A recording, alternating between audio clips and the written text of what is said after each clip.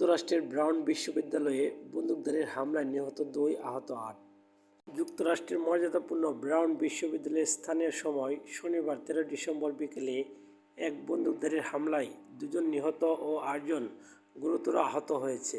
হামলার পর থেকে হামলাকারী লুকিয়ে থাকায় কর্তৃপক্ষ স্থানীয় অধিবাসীদের ঘরে অবস্থান করতেছে বলেছে খবর বার্তা সংস্থা এএফপির। ঘটনার পর এক সংবাদ সম্মেলনে রোড আইল্যান্ড অঙ্গরাজ্যের রাজধানী প্রভিডেন্স শহরের মেয়র ব্ল্যাড স্মাইলি বলেন, আমি এটা নিশ্চিত করে বলতে পারি, আজ বিকেলের ঘটনায় 2 ব্যক্তি মারা গেছেন এবং আরও 8 জন গুরুতর আহত অবস্থায় চিকিৎসাধীন আছেন, তবে তাদের অবস্থা এখনও স্থিতিশীল। গুলিবর্ষণের এই ঘটনাটি ঘটে বিশ্ববিদ্যালয়টির বারুস ও হলু ভবনে। সেখানে রয়েছে প্রকৌশলী ও পদার্থবিজ্ঞান বিভাগ। কর্তৃপক্ষ জানিয়েছে, গুলিবর্ষণের সময় ভবনটিতে বেশ কয়েকটি পরীক্ষা নেওয়া হচ্ছিল। আইন প্রয়োগকারী সংস্থা বলেছে, হামলাকারী পুরোপুরি কালো পোশাক পরে হামলা চালায়। স্থানীয় পুলিশ বিভাগের উপপ্রধান টিমোথি ওহারা বলেন, সন্দেহভাজনকে খুঁজে বের করতে সব ধরনের চেষ্টা চালানো হচ্ছে।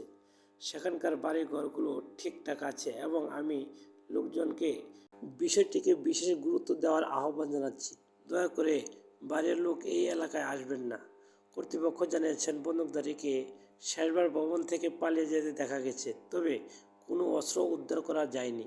কিয়েভ ও মস্কোর সঙ্গে শান্তি আলোচনায় হতাশ ট্রাম্প।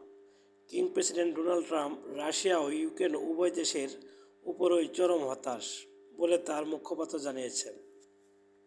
কিয়েভ বলছে, প্রায় 4 বছর ধরে চলা এই যুদ্ধের অবসান ঘটাতে ওয়াশিংটন এখনও ইউক্রেনকে তাদের ভূখণ্ডের একটি বড় অংশ ছেড়ে দিতে চাপ দিচ্ছে। কিয়েভ থেকে বার্তা সংস্থা এএফপি এ খবর জানিয়েছেন।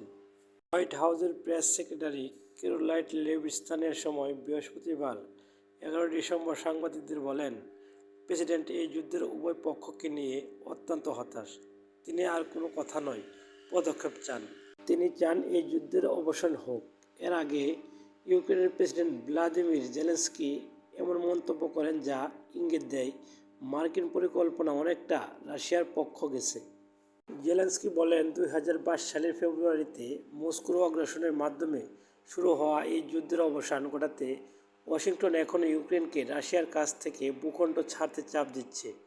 সাংবাদিকদের জেলেনস্কি বলেন, ওয়াশিংটন চায় শুধু ইউক্রেনই পূর্বাঞ্চলীয় দোনেৎস্ক অঞ্চলের কিছু অংশ থেকে সেনা প্রত্যাহার করুক। সেখানে 2 সেনাবাহিনীর মধ্যে রাফার হিসাবে একটি নিরস্ক্রিয় মুক্ত অর্থনৈতিক অঞ্চল স্থাপন করা হবে। তবে রাশিয়ার ক্ষেত্রে এমন কোনো প্রত্যাহারের কথা বলা হয়নি।